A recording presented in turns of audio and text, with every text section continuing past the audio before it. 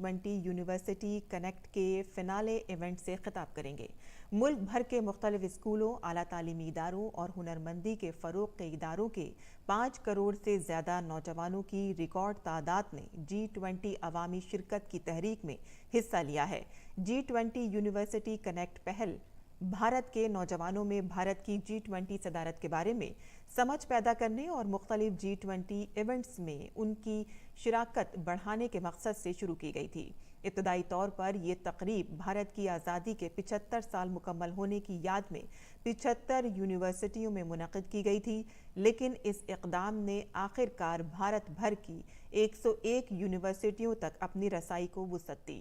G20 university centre connect इक़दाम के तहत मुल्क भर में कई तक़रीबात का इनेकाद किया गया। G20 यूनिवर्सिटी कनेक्ट फनाले में तकरीबन 3000 तलबा, फैकल्टी मेंबरान, पार्टनर्स यूनिवर्सिटियों के वाइस चांसलर्स शिरकत करेंगे। मुल्क भर से तलबा भी इस प्रोग्राम में बराह रास्त शामिल होंगे। वज़ीर-ए-आज़म नरेंद्र मोदी आज से गुजरात के 2 रोज़ा दौरे पर होंगे। वज़ीर-ए-आज़म वाइब्रेंट गुजरात ग्लोबल समिट के 20 साल की यादगारी तकरीब में शिरकत करेंगे। छोटा उदयपुर के बोडेली में वज़ीर-ए-आज़म 5200 करोड़ रुपए से ज्यादा के प्रोजेक्टों का संग बुनियाद रखेंगे और कौम के नाम वक्फ करेंगे। पूरे गुजरात में इससे स्कूलों के बुनियादी ढांचे को बड़े पैमाने पर फरोग मिलेगा, क्योंकि वज़ीर-ए-आज़म mission schools of excellence programme के तहत 4500 करोड़ रुपए से ज्यादा के कई प्रोजेक्टों का संग बुनियाद रखेंगे और कौम के नाम वक्फ करेंगे। और इसके अलावा वज़ीर-ए-आज़म विद्या समीक्षा केंद्र 2.0 प्रोजेक्ट का संग बुनियाद भी रखेंगे। वज़ीर-ए-आज़म वडोदरा के ताल्लुका में और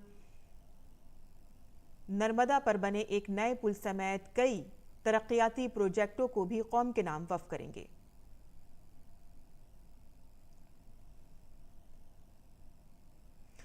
बीजेपी ने मध्य प्रदेश असेंबली इंतखाबात के लिए उम्मीदवारों की दूसरी फहरिस्त जारी कर दी है। इसमें 39 सीटों के उम्मीदवारों के नामों का ऐलान किया गया है। खास बात यह है कि बीजेपी ने इस फहरिस्त में 3 मरकजी वुज़रा को टिकट दिया है। इनमें मुरैना की दीमनी सीट से नरेंद्र सिंह तोमर, नरसिंहपुर से प्रहलाद पटेल और नवाज से फग्गुन सिंह कुलस्ते को उम्मीदवार बनाया गया है। बीजेपी अपने 4 मेंबरान पार्लियामेंट को भी असेंबली इंतखाबात में हिस्सा लेने के लिए मैदान में उतार रही है।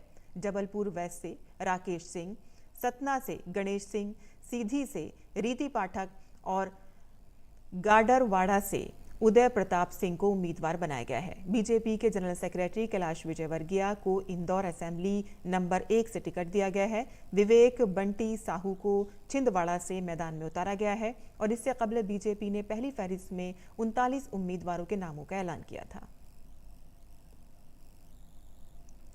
मध्य प्रदेश असेंबली इंतखाबात के लिए बीजेपी की जारी करदा दूसरी फहरिस्त में इंदौर 1 हल्के से कैलाश विजयवर्गीय को टिकट दिए जाने के बाद हामियों में खुशी की लहर दौड़ गई है। इंदौर में कैलाश विजयवर्गीय की रिहाइशगाह के बाहर जश्न मनाया गया। इलेक्शन में मैदान में उतरने पर बीजेपी लीडर कैलाश विजयवर्गीय ने हैरत का इजहार करते हुए कहा कि मैं पार्टी का सिपाही हूं और जो भी कहा जाएगा वही करूंगा। पार्टी का आदेश है, खाली ये बताया था कि आपको कुछ काम दिया जाएगा, तुम ना नहीं करोगे, तुमको करना है। पर 1 नंबर का जब टिकट डिक्लेयर हुआ तो मुझे भी आश्चर्य हुआ, पर हम तो पार्टी के सिपाही हैं, पार्टी जो आदेश देगी वो करेगी। 2/3 बहुमत की तरफ भारतीय जनता पार्टी बढ़ चुकी है, वो उससे आगे कितने सीटें बढ़ती है ये समय बताएगा। नरसिंहपुर से मैदान में उतरने पर मरकजी वजीर प्रहलाद सिंह पटेल ने पार्टी के फैसले पर इज़हार तशक्कुर किया और कहा कि वो पहली बार असेंबली इंतखाबात लड़ेंगे। उन्होंने कहा कि ये मेरे लिए खुशी की बात है कि मैं पहली बार अपनी जाए पैदाइश और काम की जगह से इलेक्शन लड़ूंगा। पहली बार मैं विधानसभा का चुनाव लड़ूंगा। पार्टी के इस फैसले के लिए मैं पार्टी के प्रति अपना आभार व्यक्त करता हूँ। दूसरी मेरे लिए खुशी की बात है कि मैं अपने जन्मभूमि में, कर्मभूमि में पहली बार चुनाव लड़ूंगा। तीसरी बात यह है कि मुझे सूचना छिंदवाड़ा की धरती पर मिली है, तो मैं अपने संकल्प को दोहराता हूँ। 2003 का चुनाव मैंने देखा है बहुत नजर से। अब 2003 में ये परिस्थिति है कि मैं राज्य की राजनीति में या विधानसभा के लिए पहला चुनाव लड़ रहा हूँ। 2003 में जिस प्रकार छिंदवाड़ा में कांग्रेस का खाता नहीं खुला था, मैं अपने संकल्प को दोहराता हूँ, 2023 में भी छिंदवाड़ा जिले में कांग्रेस का खाता नहीं खुलेगा। ये भ्रष्टाचार की लंका यहीं पर ध्वस्त होगी। समय पूरा हो गया है यहाँ पर कांग्रेस का भी और कांग्रेस के नेताओं का भी।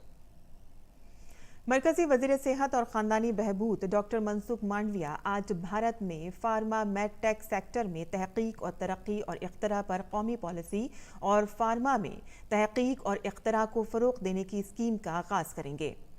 केमिकल और फर्टिलाइज़र और काबिल तजदीद तवानाई के मरकजी वजीर ममलिकत भगवंत खोबा और नीति आयोग के रुकन डॉक्टर वी.के. पॉल भी इस प्रोग्राम में मौजूद होंगे। इस प्रोग्राम का इनेकाद महकमा फार्मास्यूटिकल्स के जरिए आज इंडिया इंटरनेशनल सेंटर में किया जा रहा है।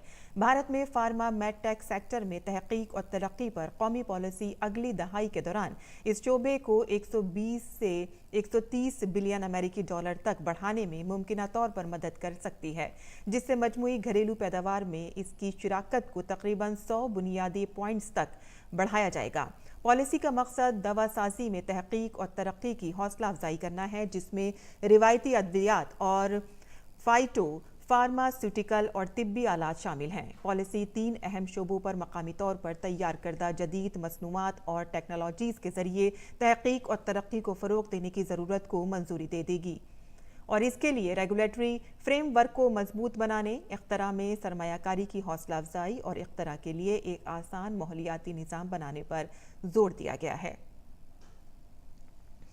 मगरबी बंगाल में डेंगू का कहर बढ़ता जा रहा है और अब तक डेंगू के 40,000 से ज़्यादा मामले दर्ज हो चुके हैं। मगरबी बंगाल में डेंगू से 35 अमवात भी हुई हैं, ताहम हलाकतों के वाज़े अदाद-ओ-शुमार जारी नहीं किए गए हैं। दारुल हुकूमत कोलकाता और रियासत का जुनूबी हिस्सा डेंगू से सबसे ज़्यादा मुतासिर है। रियासत में 13 से 20 सितंबर के दरमियान तकरीबन 7,000 केसेस दर्ज किए गए। इतलात के मुताबिक जुनूबी हिस्से के 15 अजला में डेंगू का कहर नजर आ रहा है। शुमाली बंगाल में दार्जिलिंग और कालमपोंग में कुल मिलाकर 8 अजला में तकरीबन 3,276 मामले दर्ज किए गए हैं। दरियाए कावेरी के पानी की तकसीम पर कर्नाटक और तमिलनाडु के दरमियान शदीद तनाज़ा जारी है। ये मसला अदालतों से लेकर सड़कों तक ज़ेर बहस है। इस सबब के दरमियान इस मामले पर सियासत भी हो रही है। फिलहाल मसला ये है कि कावेरी नदी का पानी तमिलनाडु को छोड़ने के खिलाफ कर्नाटक में एहतजाज हो रहा है। बेंगलुरु शहर में कई तंजीमों की जानिब से आज बंद का ऐलान किया गया है। शहर में अमनो अमान और पुरअमन बंद के पेश नज़र आधी रात से ही दफ़ा 144 नाफिज कर दी गई है। स्कूलों और कॉलेजों में आज छुट्टी है और बेंगलोर यूनिवर्सिटी ने अपने तमाम इम्तिहानात मुलतवी कर दिए हैं। और इस सब के दरमियान कर्नाटक के वज़ीर आला सिद्धारमैया ने कहा है कि उनकी हुकूमत मुजाहिरीन को नहीं रोकेगी, लेकिन अमन व अमान बरकरार रखा जाना चाहिए। रियासती हुकूमत ने यह भी कहा है कि वो सुप्रीम कोर्ट में समाअत के दौरान अपने ठोस दलाइल पेश करेगी। मजमूई तौर पर यह मामला सुप्रीम कोर्ट में ज़ेर-ए-इल्तवा है। प्रसार भारती वेस्ट जोन के एडिशनल डायरेक्टर जनरल जे.के. चंदीरा ने कहा है कि दूरदर्शन का पूरा ब्रांड सच्चाई पर मबनी है। ये अवाम का आम के लिए और अवाम के जरिए चलाया जा रहा एंटरप्राइज है। मुंबई में मुनाकिदा आइकॉनिक ब्रांड ऑफ इंडिया के 6ठे एडिशन में प्रसार भारती को एजाज से नवाजे जाने के मौके पर J K. Chandira decoding the role of DD how it continues to maintain its legacy on pubcaster के उन्वान पर बात कर रहे थे। उन्होंने कहा कि दूरदर्शन 1959 से अब तक का सफ़र आवाम के लिए वफ़ है। दूरदर्शन की मदद से प्राइमरी स्कूलों में बच्चों की हाजिरी के लिए चलाई जाने वाली स्कूल चले हम और पोलियो के खात्मे जैसी कामयाब मुहिमों की मिसालें देते हुए उन्होंने कहा है कि कल्याणी प्रोग्राम का भी जिक्र किया, जो दही सेहत की बेदारी से मुतालिक एक मुहिम थी। उन्होंने कहा कि आज 45 मिलियन लोग जीडी फ्री डिश से जुड़े हुए हैं और वो सिर्फ 1500 रुपये की एक वक्ती अदायगी पर 167 चैनल्स देख सकते हैं। मरकजी वज़ीर दाखिला और ताउन अमित शाह आज अमृतसर में शुमाली इलाकाई कौंसिल की 31वीं मीटिंग की सदारत करेंगे। शुमाली इलाकाई कौंसिल में पंजाब, हरियाणा, राजस्थान और हिमाचल प्रदेश की रियासतें और दिल्ली, जम्मू कश्मीर, लद्दाख और चंडीगढ़ के मरकज के ज़ेर इंतज़ाम इलाके शामिल हैं। इस मीटिंग का इनेकाद भारतीय हुकूमत की वजारत दाखिला के तहत बैन रियासती कौंसिल सेक्रेटरीट के जरिए हुकूमत पंजाब के ताउन से किया जा रहा है। शुमाली इलाकाई कौंसिल की 31वीं मीटिंग में रुकन रियासतों के वुज़राए आला के साथ हर रियासत के 2 सीनियर वुज़रा, मरकज़ के ज़ेर इंतज़ाम इलाकों के लेफ्टिनेंट गवर्नर, एडमिनिस्ट्रेटर्स शिरकत करेंगे। रियासती हुकूमतों, मरकज़ के ज़ेर इंतज़ाम इलाकों के चीफ सेक्रेटरीज और दीगर सीनियर ओहदेदार और मरकज़ी हुकूमत के सीनियर ओहदेदार भी मीटिंग में शिरकत करेंगे। पीएम विश्वकर्मा योजना से झारखंड के जिला गढ़वा के कारकुन और कारीगर काफी पुरजोश हैं। उनका कहना है कि इस स्कीम के मुतारुफ होने से अब समाज के इन तबकात को माशी तौर पर बाइख्तियार बनने में मदद मिलेगी। गढ़वा जिले में पीएम विश्वकर्मा योजना मजदूरों के लिए नई रोशनी लेकर आई है। वेल्डिंग की वर्कशॉप चलाकर अपने खानदान की किफालत करने वाले छोटू अंसारी ने इस स्कीम को मजदूरों और कारीगरों के लिए मील का पत्थर करार दी है। हम लोग छोटा दुकानदार हैं, हम लोग का यही धंधा है छोटा मोटा, हम लोग के इसी से पूरा घर परिवार चलता है। हम लोग के बहुत जानकर खुशी है कि विश्वकर्मा योजना जब से लागू हुआ है तब से हम लोग के कम ब्याज पर लोन मिल सकता है। सरकार को धन्यवाद। लकड़ी के कारोबार से मुंसलिक किशोर कुमार भी पीएम विश्वकर्मा स्कीम से काफी पुरुम्मीद हैं। प्रधानमंत्री विश्वकर्मा योजना जो बनाया है उससे हम लोग संतुष्ट हैं। पहले हम लोग साहूकारों से कुछ पैसा लेकर हम लोग धूमधाम से बनाते थे, लेकिन आज कम पैसा में बैंक हमको दे रहा है लोन, उसी से हम लोग मना रहे हैं और हम संतुष्ट हैं। शीशे को तराश कर नई शक्ल देने वाले ओम प्रकाश केसरी का कहना है कि ये स्कीम छोटे और मुतवस्सित तबके के कारीगरों को साहूकारों से आजादी दिलाने में मदद करेगी। पहले हम लोग साहूकारों से लोन लेके काम करते थे, जिससे दिक्कत होता था। आज हमको बैंक से कम ब्याज पे लोन मिलेगा, इससे हम लोग को बहुत बड़ा सहायता मिलेगा। इससे हम अपने परिवार को, बाल बच्चों को सही ढंग से पालन पोषण कर सकते हैं, अपने दुकान को, बिजनेस को आगे बढ़ा सकते हैं। मरकजी हुकूमत जामे तरक्की को एक नई जहद दे रही है ताकि समाज के तमाम तबकात बाइख्तियार बन सकें और मुल्क की तरक्की में अपना हिस्सा डाल सकें। पीएम विश्वकर्मा योजना मरकजी हुकूमत की इसी सोच का नतीजा है, जिससे मजदूरों और कारीगरों की किस्मत बदलना यकीनी है। गढ़वाल से विजेंद्र तिवारी की रिपोर्ट, उर्दू खबरें। और अक़लती उमूर की मरकज़ी वज़ीर स्मृति ईरानी ने दिल्ली में सऊदी अरब के शाही सिफारत खाने में 93वें कौमी दिन की तक़रीबात में शिरकत की। स्मृति ईरानी ने दोनों ममालिक के दरमियान मुश्तरका सिफारती ताल्लुक़ात की तारीफ़ की। उन्होंने कहा कि वज़ीर आज़म नरेंद्र मोदी और सऊदी अरब के वली अहद की क़यादत में भारत और सऊदी अरब के दरमियान ताल्लुक़ात मज़ीद गहरे हुए हैं और तवानाई, डिजिटल टेक्नोलॉजीज़, कनेक्टिविटी, तिजारत और सरमायाकारी के शोबे में ताउन में इजाफ़ा हुआ है। India deeply values and cherishes our historical, culture and strategic partnership with Saudi Arabia. India-Saudi relations have deepened under the visionary leadership of our great nations. The Strategic Partnership Council, under the direction of Prime Minister of India, Shri Narendra Modi, and His Royal Highness Crown Prince and Prime Minister, has served to advance ties between our countries across all domains of bilateral cooperation, political, security, economic, social, cultural, and people-to-people ties. Our shared cultural experiences, economic synergies, and common quest for a peaceful and sustainable work makes us natural partners. We thank Saudi Arabia for its support for India's G20 presidency under the theme of Vasudhaiva Kutumbakam, One Earth, One Family, One Future. वज़ीर ख़ारजा doctor S Jaishankar आज अक़वाम मुत्तहिदा की general assembly से खिताब करेंगे, जो कई लिहाज से बहुत अहम साबित होगा। इससे कबल कल वज़ीर ख़ारजा ने अक़वाम मुत्तहिदा के सेक्रेटरी जनरल एंटोनियो गुटरेस से मुलाकात की। दोनों के दरमियान आलमी तंजीम में पायदार तरक्की के एजेंडे को मजबूत बनाने और भारत की G20 सदारत में शिराकत पर तबादला ख्याल हुआ। वज़ीर ख़ारजा डॉक्टर एस जयशंकर ने बैनुल-अक़वामी मालियाती इदारों में अक़वाम मुत्तहिदा के सरबराह के इस्लाहात के अज़्म की भी तारीफ़ की। वज़ीर ख़ारजा डॉक्टर एस जयशंकर ने न्यूयॉर्क में अक़वाम मुत्तहिदा की जनरल असम्बली के सदर डेनिस फ्रांसिस से भी मुलाकात की। इंटरपोल ने कल अदम दहशतगर्द तंजीम बब्बर खालसा इंटरनेशनल BKI के करणवीर सिंह के खिलाफ रेड कॉर्नर नोटिस जारी किया है। ख्याल किया जाता है कि करणवीर पाकिस्तान में छुपा हुआ है। इंटरपोल पोर्टल के मुताबिक 38 साला करणवीर सिंह असल में पंजाब के ज़िला कपूरथला का रहने वाला है।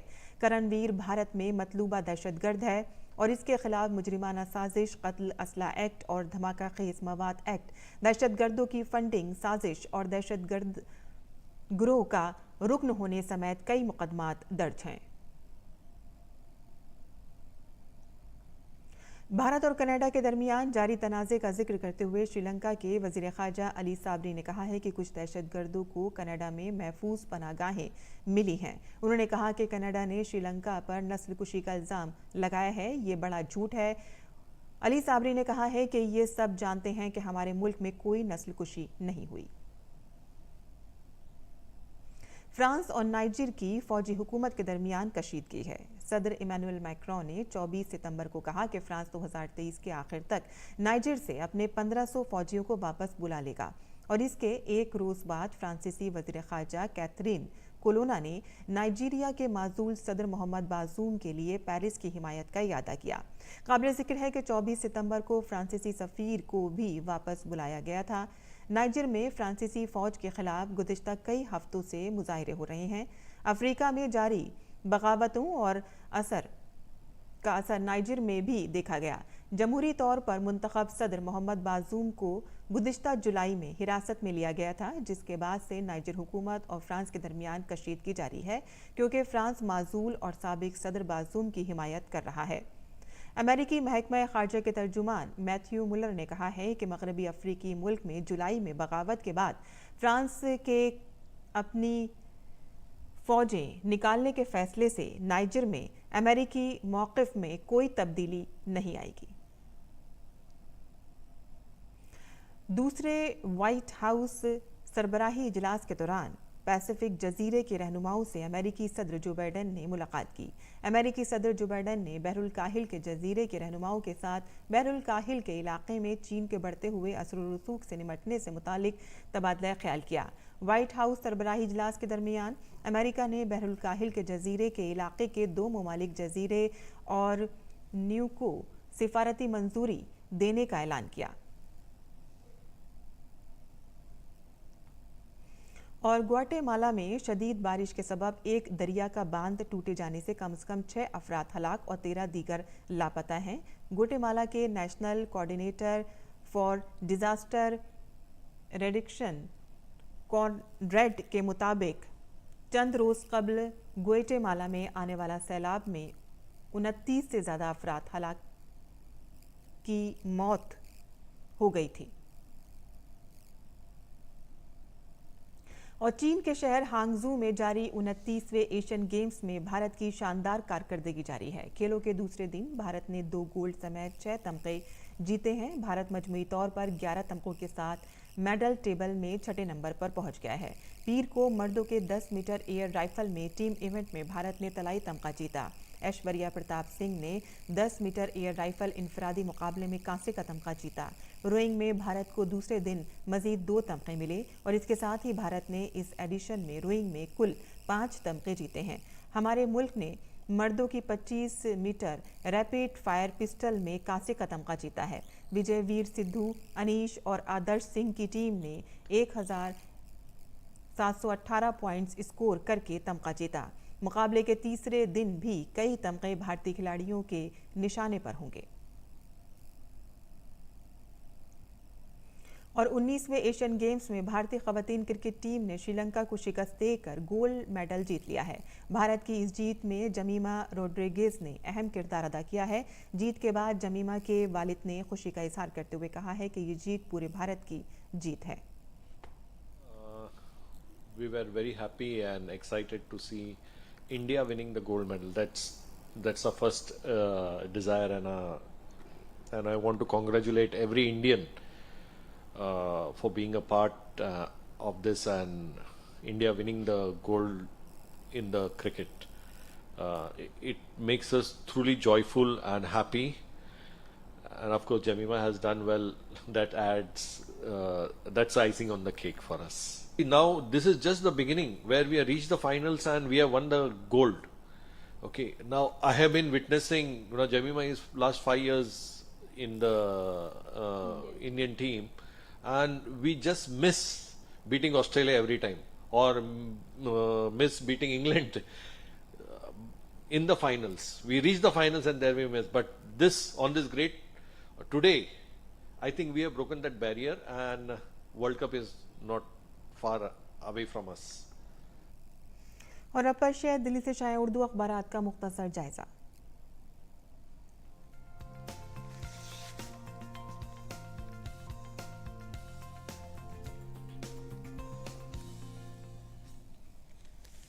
तो दिल्ली से शाया होने वाले उर्दू अखबारात पर नज़र डालें। सबसे पहले रोज़नामा इनकलाब की सुर्खियों पर नज़र डालते हैं, जहां राजस्थान और एमपी में वज़ीर आज़म नरेंद्र मोदी की इंतखाबी रैली हुई है। मोदी ने भोपाल में कहा है कि कांग्रेस जंग आलूदा है, ये खुद को और ना ही मुल्क को बदलना चाहती है। रोज़नामा इनकलाब के ही खेल के सफ़े पर जो खबरें शाया हुई हैं, वहाँ पर एशियन गेम्स से मुतालिक खबर है, जहां एशियन गेम्स में 4 जानिब हिंदुस्तानी खिलाड़ियों की धूम है और पहला आलमी रिकॉर्ड अपने नाम दर्ज किया है। क्रिकेट में ख़वातीन टीम ने श्रीलंका को शिकस्त देकर पहली बार ही जीता है गोल्ड मेडल। कुश्ती में भी नुमाया कारकर्दगी सामने आ रही है। और अब नज़र डालते हैं रोज़नामा राष्ट्रीय सहारा की खबरों पर, जहाँ से एक खबर है जिसमें मुजफ्फरनगर स्कूल में मुस्लिम बच्चे की पिटाई का वाक़या तशवीशनाक है। सुप्रीम कोर्ट ने इस वाक़े पर असर खुद नोटिस लेते हुए अब अपनी नाराज़गी का इजहार किया है और इसके ख़िलाफ़ एक टीम तश्कील दी गई है और अब इसकी तहकीकात होगी। आगे बढ़ते हैं। यहाँ पर एक ख़बर है दिल्ली के हवाले से। यहाँ पहली बार ग्रीन हाइड्रोजन फ्यूल बस दिल्ली पे चलाई गई है और इसको हरी झंडी दी है और ये खुशी की बात है। मरकज़ी वज़ीर बराए पेट्रोलियम, कुदरती गैस और रिहाइश व शहरी उमूर हरदीप सिंह पुरी ने मुल्क में सब्ज़ हाइड्रोजन प्रोडक्शन को इस्तेमाल करने और फ़रोग़ देने के हवाले से ये बस की शुरुआत की है। तो ये थी आज के अखबारात की सुर्खियाँ और अब पेश है मुल्क भर के मौसम का मिजाज।